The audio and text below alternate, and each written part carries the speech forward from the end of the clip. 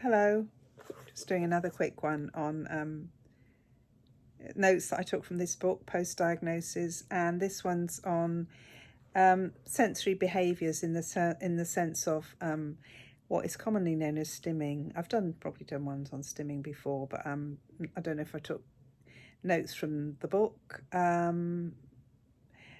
was probably talking more, generally, but she mentioned scratching, picking, rubbing and plucking hairs, all featured as typical sensory behaviours. Now, plucking hairs is trichotillomania, it's called, and yeah, I do that. And yeah, some of the things I think I mentioned, you don't necessarily want to, people say, oh, you should be able to stim. Some people, yeah, I suppose some people like to, sensory behaviours like to, stroke materials, like velvet, and other people can't stand, part of it is like a repulsion, or, being repelled by certain materials, wearing certain things, tickets in your, scratching your neck, labels and things. But I mean, my sister and I used to have an urge to, if somebody was sitting in front on a train and they got very shorn hair, very like a crew cut, wanting to rub your hair through it, that feeling of closely cropped hair. But obviously you can't do that in public.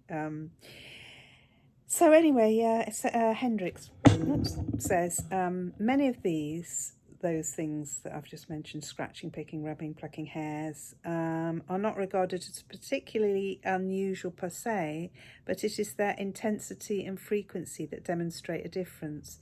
It is also the case that this type of behaviour is often attributed to anxiety disorders, but while this may be the case for women with autism, it also may not be. I find, this is quoting somebody, I find that picking and hair pulling put me into a trance-like, almost meditative state, which is deeply relaxing and all-consuming. I have no desire to stop these behaviours and can manage them so that they do not cause me any physical harm. Understanding the function of the behaviour to the individual is necessary before suggesting it stops. So that's interesting, yes. I mean, that plucking, I obviously made a note of that to read, because I very much know the trichotillomania feeling and exactly what they're talking about, which, it's, some of it is not, it's would be considered as unsociable or antisocial. So some things might, they might be non-offensive, but, some things you don't want to do them in public. You might think they're a bit gross, But so, yeah, picking things off your face, and whereas other things might seem harmless. So I don't know about this encouraging people to stim in public, because again, if people find it, that could be triggering somebody else's, I think I've done another video on this, could be triggering somebody else's sensory behaviours of, I can't, they might have a strong reaction against it. So I think you've got to be very careful.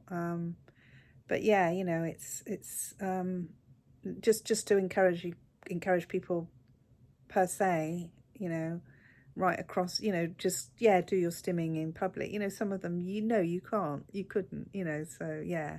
Anyway, that's, I think, yeah, that's all for now. Thank you. Bye.